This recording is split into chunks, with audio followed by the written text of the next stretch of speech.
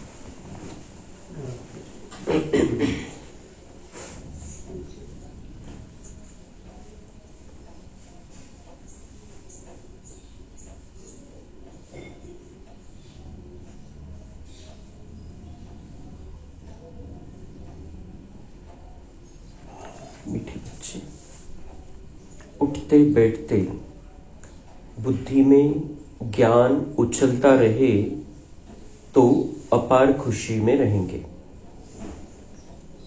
प्रश्न है, तुम बच्चों को किसके संग से बहुत बहुत संभाल करनी है? उत्तर, जिनकी बुद्धि में बाप की याद नहीं ठहरती, बुद्धि इधर उधर भटकती रहती है, उनके संग से तुम्हें संभाल करनी है। उनके अंग से अंग भी नहीं लगना चाहिए, क्योंकि याद में न रहने वाले वायुमंडल को खराब करते हैं। दूसरा प्रश्न है, मनुष्यों को पश्चाताप कब होगा? उत्तर, जब उन्हें पता पड़ेगा कि इन्हें पढ़ाने वाला स्वयं भगवान है, तो उनका मोह फीका पड़ जाएगा और पश्चाताप करेंगे कि हमने गफलत की, पढ़ाई नहीं पढ़ी। ओम शांति। अब रूहानी यात्रा को तो बच्चे अच्छी तरह से समझते हैं। कोई भी हठयोग की यात्रा होती नहीं, यह है याद। याद के लिए कोई भी तकलीफ की बात नहीं है। बाप को याद करना, इसमें कोई तकलीफ नहीं है। यह क्लास है, इसलिए सिर्फ कायदे सिर बैठना होता है। तुम बाप के बच्चे बने हो, बच्चों की पालना हो रही है। कौन सी पालना? अविनाशी ज्ञान रत्नों का खजाना मिल रहा है। बाप को याद करने में कोई तकलीफ नहीं है, सिर्फ माया बुद्धि का योग तोड़ देती है। बाकी बैठो भल कैसे भी, उनसे कोई याद का ताल्लुक नहीं। बहुत बच्चे हठयोग से 3-4 घंटे बैठते हैं, सारी रात भी बैठ जाते हैं। पहले तुम्हारी थी भट्टी, यह बात और थी। वहां तुमको धंधा धोरी तो था नहीं, इसलिए यह सिखाया जाता था। अब बाप कहते हैं तुम गृहस्थ व्यवहार में रहो, धंधा धोरी भी भल करो, कुछ भी कामकाज करते बाप को याद करना है। बाप समझाते हैं बच्चे, ड्रामा के प्लान अनुसार अब बाकी थोड़ा समय है, सारा हिसाब भी बुद्धि में रहता है। तर बाबा म्हणता है कि रूहानी यात्रा है, ये हठयोग की यात्रा नहीं है। हठयोग से बैठना नाही की त्याच्यामध्ये अशा पद्धतीने बसायचंय, एका पायावर दुसरा पाय ठेवायचा आहे किंवा एका पायावर उभं राहायचंय, असं कुठल्याही प्रकारचं हठयोग नाहीये। जो योग लाभायचा है आपल्याला बाबांशी, वो है याद। बाबा को याद करना है, तो इसमें कोई तकलीफ नहीं। हमारा क्लास है, तो जे क्लास आहे, मुरली क्लास आहे, त्याच्यामध्ये व्यवस्थित बसावं लागेल, फक्त एवढंच आहे।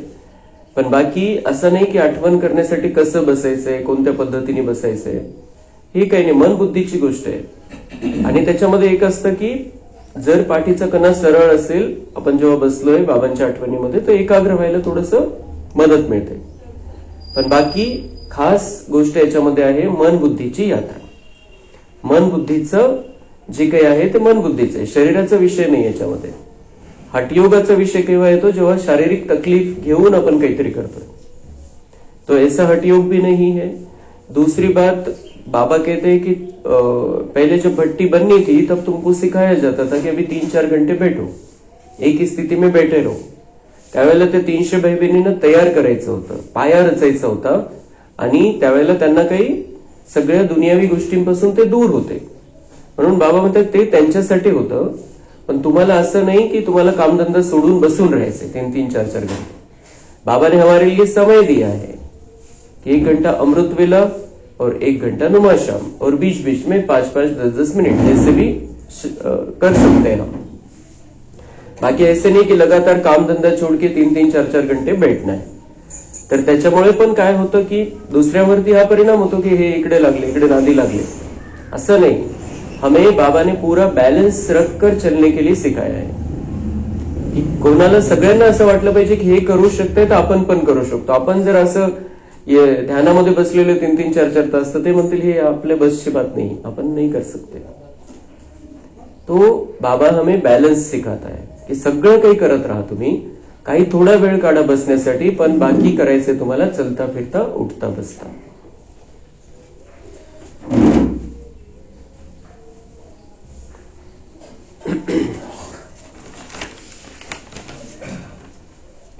तुम बच्चे जानते हो विनाश तो जरूर होगा, बाप आए ही है नई दुनिया की स्थापना करने।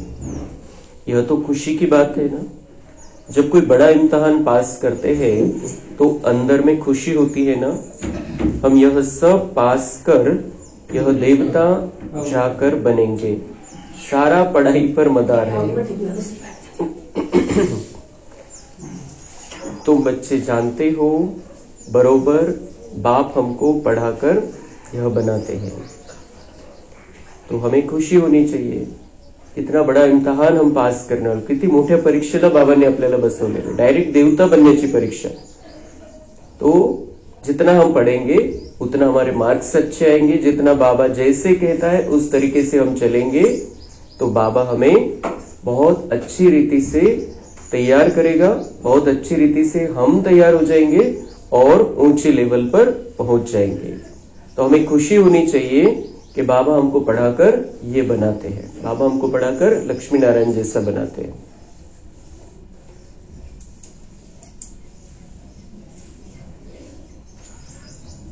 जो जो साहूकार है उनको नशा रहता है, हमारे पास इतना धन है, यह कारखाने आदि है, शरीर छोड़ा खलास। उनको नशा रहता है पैसे का, पण बाबा म्हणता है किती वेळ, शरीर छोड़ा उसी सेकंड सब खलास। तुम तो जानते हो हमको बाबा 21 जन्मों के लिए इतना खजाना दे देते हैं। कितना खजाना? उनका खजाना 1 सेकंड में समाप्त हो जाएगा, उनका नहीं रहेगा वो। और बाबा हमको जो खजाना देते 21 जन्म तक हमारे साथ में चलेगा। बाप खुद तो खजाने का मालिक नहीं बनते हैं, तुम बच्चों को मालिक बनाते हैं। यह भी तुम जानते हो विश्व में शांति तो सिवाय गॉडफादर के कोई स्थापन कर न सके। सबसे फर्स्ट क्लास चित्र है यह त्रिमूर्ति गोले का, एक त्रिमूर्ति का चित्र और एक गोले का सृष्टि चक्र का चित्र। इस चक्र में ही सारा ज्ञान भरा हुआ है। तुम्हारी ऐसी कोई वंडरफुल चीज होगी तब वह समझेंगे इसमें जरूर कोई ऐसा राज है। बच्चे कोई छोटे छोटे खिलौने बनाते हैं, वह बाबा को पसंद नहीं आते। बाबा तो कहते हैं बड़े चित्र लगाओ जो दूर से कोई पढ़कर समझ सके। मनुष्य अटेंशन बड़ी चीज पर देंगे, इसमें क्लियर दिखाया हुआ है, उस तरफ है कलयुग, इस तरफ है सतयुग। बड़े बड़े चित्र होंगे तो मनुष्यों का अटेंशन खींचेगा। तो बड़े बड़े चित्र, ये चित्र अगर कोर्स के चित्र हम छोटे छोटे लगाए तो उसका कोई महत्व ही नहीं है। तो बड़े बड़े चित्र बाबा पहले से ही प्रेरणा देते आए हैं कि बड़े चित्र बनाने हैं। आणि ते जे समय का पुकार, ते जे चित्र आपण बाहेर लावलेले ते पण जसं मोठं आहे तसं बनवायला पाहिजे। एक तरफ सतयुग, एक तरफ कलयुग और बीच में संगम युग। तो बड़ा रहेगा तो उनको समझ में आएगी बात, वो समझने का प्रयास करेंगे। 1000 वर्ष का हिसाब तुम क्लियर, 5000 वर्ष का हिसाब तुम क्लियर समझाते हो, तो यह इतना बड़ा बनाना चाहिए जो दूर से देख सके और अक्षर भी पढ़े, जिससे समझे कि दुनिया की अंत तो बरोबर है। तो दूर से देख भी सके और अक्षर भी पढ़े, म्हणजे नुसतं चित्र नाही, त्याच्यातले अक्षर शब्द सुद्धा दिसले पाहिजे. इतके बारीकीने बाबा समजवतो मुरलीमधून. तो जिससे समझे कि दुनिया की अंत तो बरोबर है, बॉम्ब्स तो तैयार होते रहते हैं, नेचुरल कैलेमिटीज भी होगी. तुम विनाश का नाम सुनते हो तो अंदर में खुशी बहुत होनी चाहिए, परंतु ज्ञान ही नहीं होगा तो खुश भी हो न सकेंगे. उठते बैठते चलते अंदर में टपकना चाहिए. जैसे बाबा के पास ज्ञान है ना, बाप आए ही है पढ़ाकर देवता बनाने, इतनी अथाह खुशी बच्चों को रहनी चाहिए ना. तो अंदर ज्ञान टपकता रहना चाहिए. बाबा हमको देवता बनाने के लिए है. जो बाबा में ज्ञान है वो हमारे अंदर चलते रहना चाहिए. ज्ञान बाबा में है, ज्ञान वो हमें दे रहा है, लेकिन वो ज्ञान अब हमारा हो जाना चाहिए. बाबा ने दे दिया, हमने ले लिया, तो वो हमारा हो गया. तर ते ज्ञान आपलं समजून आपल्यामध्ये चाललं पाहिजे की यही ज्ञान है, यही सत्य है. बाबा ने दिया है इसलिए हमको समझ में आया है, लेकिन अब वो हमारा भी ज्ञान हो जाना चाहिए. तेच चाललं पाहिजे बुद्धीमध्ये. तर बाबा म्हणतात विनाश का नाम सुन के भी तुम खुश होते रहोगे कि ये ऐसा हो रहा है, वैसा हो रहा है.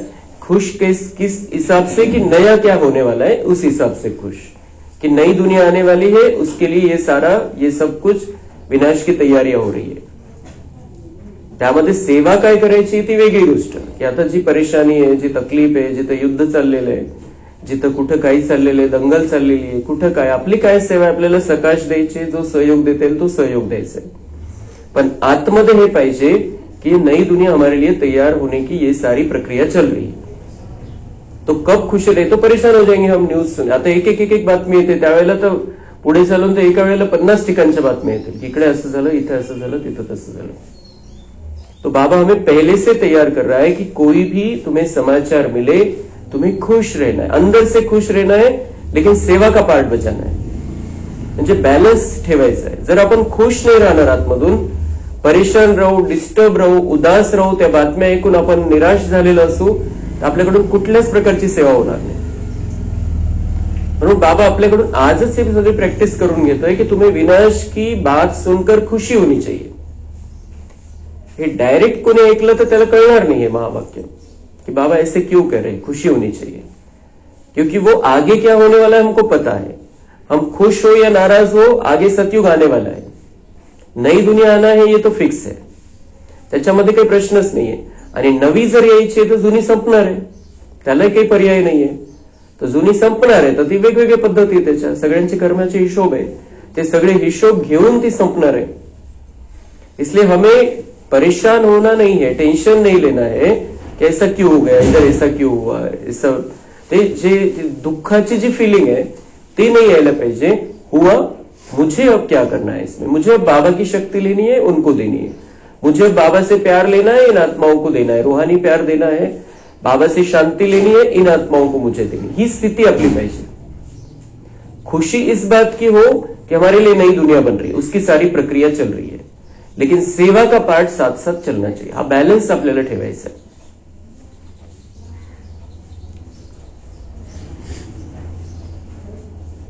तो अपने से पूछो, इतनी अथाह खुशी है, म्हणजे ज्याची लिमिट नाही असा आनंद आहे का तुम्हाला? अनलिमिटेड खुशी आहे का? कशामुळे राहील? बाप कहते हैं मुझे याद करो और बिल्कुल खुशी में रहो, क्योंकि बाबा आनंद का सागर है.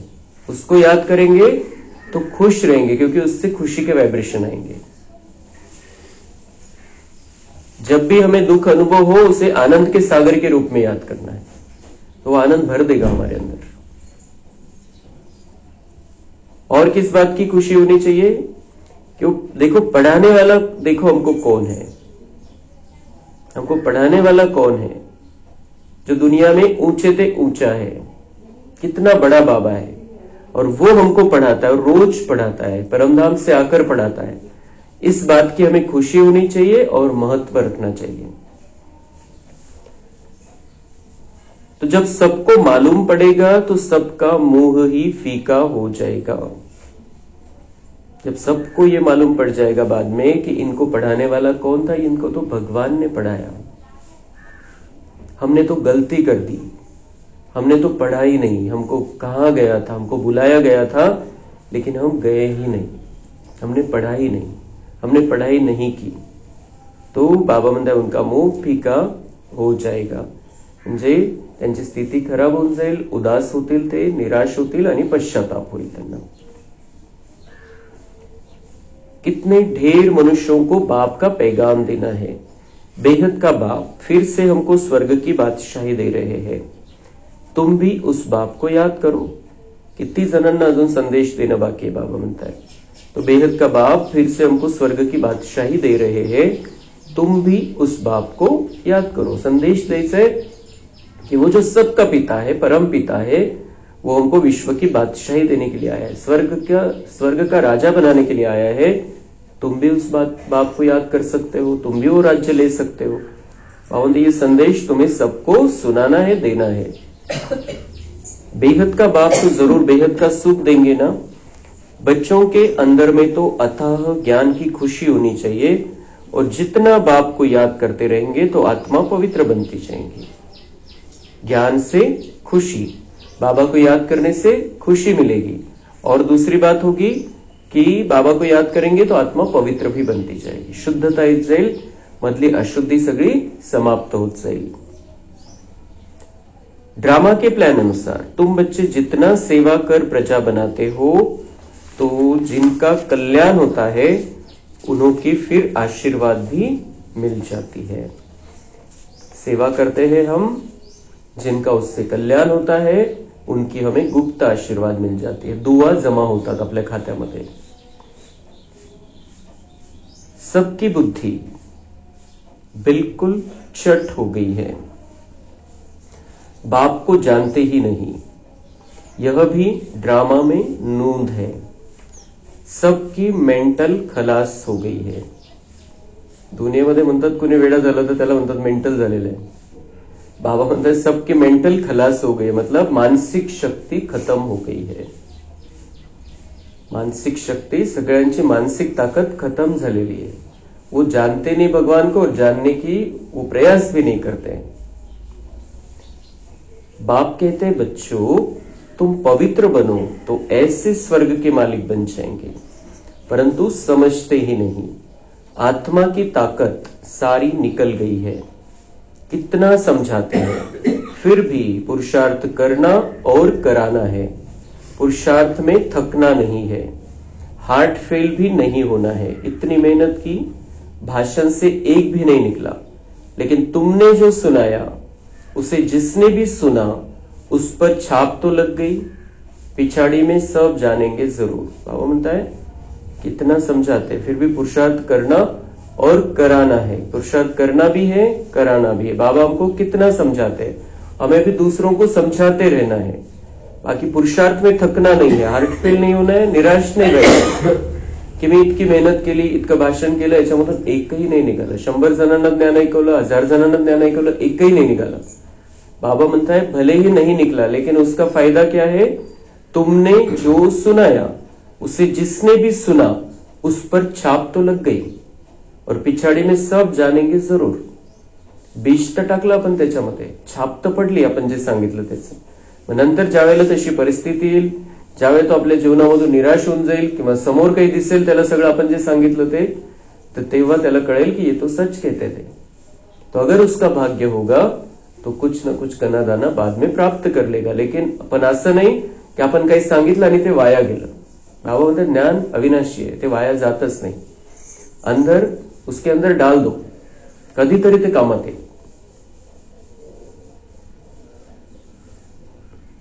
तुम बीके की अथाह महिमा निकलने वाली है, परंतु एक्टिविटी देखते हैं तो जैसे एकदम बेसमझी की, कोई रिगार्ड ही नहीं। पूरी पहचान नाही। बाबा म्हणतात तुमची खूप महिमा निघणार आहे, पण तुमची चालचलन तशी पाहिजे। कोणामध्ये काही कमी असेल तर ती दूर करायची. बाबांना आपल्यामध्ये कुठली कमी आता बघायची नाहीये. महिमा तर खूप निघणार आहे, पण त्याच्यासाठी आपल्याला आपली कमाई जी काही कमी आहे ती काढून टाकावी लागेल आणि कमाईच्या मागे लागावं लागेल, जे सोबत येणार आहे. तेव्हा आपण आपली महिमा निघेल, महिमा योग्य आपण बनू. बुद्धि बाहर भटकती रहती है. बाबा के बने हैं, अभी हमें बुद्धि को बाहर भटकाना नहीं है. बाबा, बाबा का ज्ञान, बाबा की बातें और परमधाम सतयुग, यही बुद्धि में रहना चाहिए. बुद्धि हमें बाहर की बातों में अब भटकानी नहीं है. बाप को याद करे तो मदद भी मिले. बाप को याद करते नहीं तो वह पतित है. बाबा म्हणतात माझी आठवण कराल तर कनेक्शन राहील, मग मला तुम्हाला मदत करता येईल. पण जर तुम्ही आठवण करत नाहीये माझी तर काय, जैसे कि पतित है. पतित आत्माएं भगवान को याद नहीं कर सकती है. बिलकुल वो जो स्थिती है, ज्या वेळेला आपण बाबांची आठवण करायची त्यावेळेला म्हणूनच बाबा म्हणतो की स्वतःला आत्मा समजून बसा. आत्मा कशी आहे तशी ओरिजिनल पवित्र आहे. तर त्या स्थितीमध्ये येऊन बाबांची आठवण आपण करू शकतो.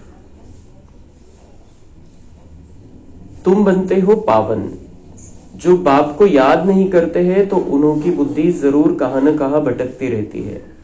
तो उनके साथ अंग अंग से नहीं मिलना चाहिए, क्योंकि याद में न रहने के कारण वह वायुमंडल को खराब कर देते हैं. जो बाबा को याद नहीं करते हैं उनकी बुद्धि जरूर कहां न कहां भटकती. बाबा की याद नहीं है तो माया है बुद्धि में, और माया फिर भटकाएगी बाहर. तो जो पतित आत्माएं हैं, जो कलयुगी मनुष्य है, जो बाबा को जानते नहीं है, जो बाबा को याद करते नहीं है, बाबा म्हणतात त्यांना टच पण नाही झाला पाहिजे, कारण वाइब्रेशन येतात और वो वाइब्रेशन हमें कमजोर करेंगे और माया की तरफ हम खींच सकते हैं. तो वाइब्रेशनची गोष्ट आपण ज्या प्रतिक्रिया ऐकल्या दीदींच्या भाईंच्या, तर त्यांनी काय सांगितलं, यहाँ पर बहुत अच्छे वाइब्रेशन आ रहे थे. आपली सगळ्यांची स्थिती चांगली होती म्हणून तसे वाइब्रेशन येत होते. खूप चांगले वाइब्रेशन येत होते. सगळ्यांच्या प्रतिक्रिया तशा होत्या. इथले वाइब्रेशनच वेगळं होतं त्या दिवशी, आणि आपल्याला हे वाइब्रेशन टिकवायचंय.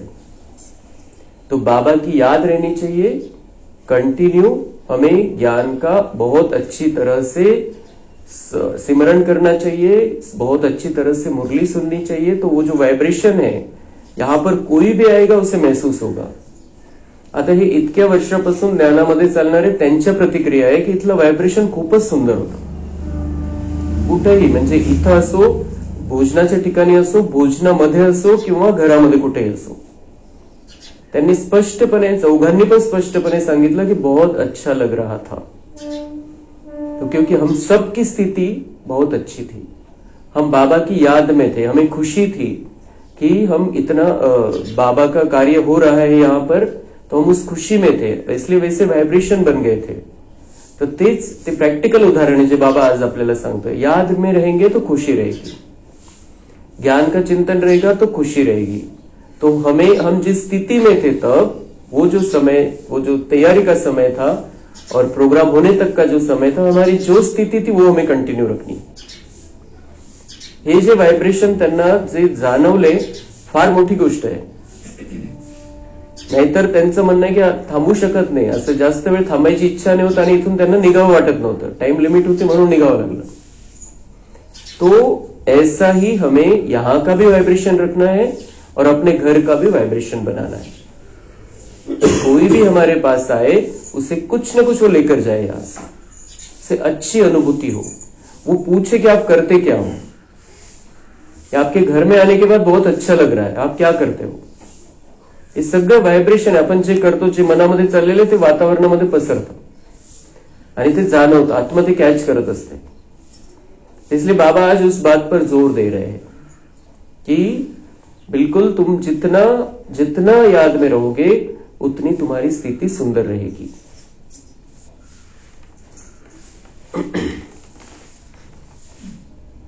बाप कहते हैं मैं तुम बच्चों के लिए सारी पतित दुनिया को खलास कर देता हूं, उनका संग भी न हो. बाबा म्हणतात मला तुम्हाला त्यांच्या सोबत ठेवायचंच नाही जे पतित आत्मे, कलियुगी मनुष्य म्हणून मी दुनिया संपवून टाकतो. ते जे आत्मे, जे पतित आत्मे, आज जे कलियुगी मनुष्य है, बाबा म्हणता है मैं उनके साथ तुमको रखना नहीं चाहता हूं. तुम मेरे बहुत श्रेष्ठ बच्चे हो, बहुत महान आत्माएं हो, तो उनके साथ मुझे तुमको रखना नहीं है, इसलिए मैं सारी दुनिया खत्म कर देता हूं. तो जो याद नहीं करते वह है पतित, उनका संग भी नहीं करना चाहिए. चलन से भी मालूम पड़ जाता है.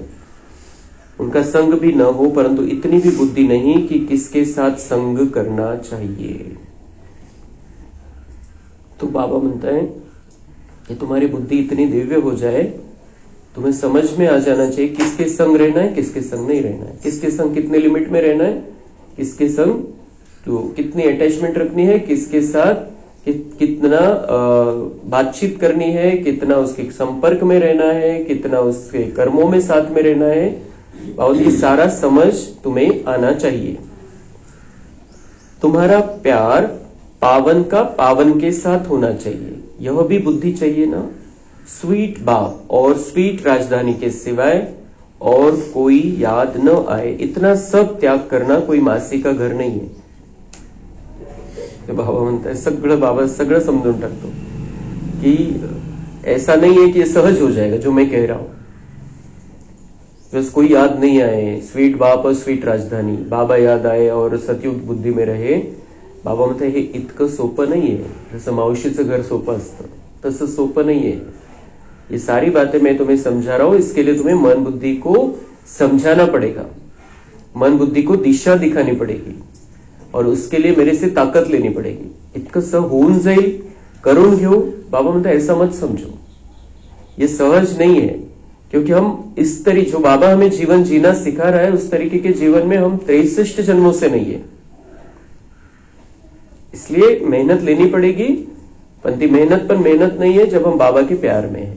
प्यार से हो जाएगा सब कुछ. बाप को तो बच्चों पर अथाह प्यार है. बच्चे पावन बन जाओ तो तुम पावन दुनिया के मालिक बन जाएंगे. हम तुम्हारे लिए पावन दुनिया की स्थापना कर रहे हैं. इस पतित दुनिया को बिल्कुल खलास करा देते हैं. यहां इस पतित दुनिया में हर चीज तुमको दुख देती है. यहां इस पतित दुनिया में हर चीज तुमको दुख देती है. आता विचार करायचा आहे. प्रत्येक जी काही गोष्ट आपल्याला वाटते की चांगली असं आहे तसं आहे, पण शेवटी ती दुःख देऊन जाते. वस्तू असो, व्यक्ती असो किंवा वैभव असो, काही ना काही दुःख या दुनियेमध्ये, या पतित दुनियेमध्ये जे काही आहे त्याच्यामधून दुःखच प्राप्त होणार आहे. म्हणून बाबा म्हणता है कि यहां तो कोई भी वस्तु से दिल नहीं लगानी है. इनको तो देखते हुए देखना नहीं है. आंखें खुली होते हुए भी जैसे कि नींद हो, परंतु वह हिम्मत, वह अवस्था चाहिए. तो बाबा म्हणता है कि इससे किसी से भी दिल नहीं लगानी है. वस्तु, व्यक्ति, वैभव, क्योंकि दुख ही मिलेगा अंत में. अंतिम परिणाम दुख है. आणि म्हणून इनको देखते हुए कैसे देखना नहीं है, म्हणजे बघताय पण जसं काही झोप लागलेली आहे. आंखें खुली है लेकिन नींद की अवस्था है, ऐसा. तो यह तो निश्चय है कि यह पुरानी दुनिया होगी ही नहीं. इतना खुशी का पारा चढ़ा रहना चाहिए, इतना खुशी का पारा चढ़ा रहना चाहिए कि ये दुनिया रहने ही वाली नहीं है, ये खत्म होने वाली है. बाप समझाते हैं बच्चे गफलत मत करो. बाप इतना गुल गुल बनाते हैं तो मेहनत करनी चाहिए ना. इतकं गोड बनवतोय बाबा, इतकं सुंदर जीवन आपलं बनवून देतोय, आपल्याला देवता बनवतोय, आपल्याला राजा बनवतोय. तर बाबा म्हणतो थोडी तर मेहनत करा. अपने पर रहम करना है. कोणासाठी करायचंय? बाबा म्हणतो स्वतःच्या भल्यासाठी करा. अच्छा. मीठे मीठे सिके लधे बच्चों प्रति माता पिता बाप दादा का याद, प्यार और गुड मॉर्निंग. रूहानी बाप की रूहानी बच्चों को नमस्ते. हम रूहानी बच्चों की रूहानी बाप दादा को याद, प्यार, गुड मॉर्निंग, नमस्ते. वाह बाबा वाह, शुक्रिया बाबा शुक्रिया. वरदान है आज का. हद की इच्छाओं को छोड़ अच्छा बनने वाले. इच्छा मात्रम अविद्या भव. मन में कोई भी हद की इच्छा होगी तो अच्छा बनने नहीं देगी. कोई भी इच्छा होगी तो अच्छा बनने नहीं देगी, कारण ते ती इच्छाच बुद्धीमध्ये राहील आणि इच्छा कंप्लीट कशी होईल ते आपण बघू. आणि इच्छा आपण जशी म्हणतो जसं पाहिजे असतं तशी पूर्ण होत नाही आणि त्यामुळे मग आपण चांगलं बनत पण नाही, कारण त्या चक्करमध्ये राहतो. और कोई इच्छा है वो पूरी भी हो जाती, दूसरी इच्छा उत्पन्न हो जाती है. ती इच्छा संपली की लगेच पुन्हा दुसरी इच्छा तयारच है. इसलिए बाबा हमेशा हमको समझाते इच्छा अच्छा बनने नहीं देगी तुमको. और हम तो यहां पर आए हैं अच्छा बनने के लिए, मतलब देवी देवता बनने के लिए.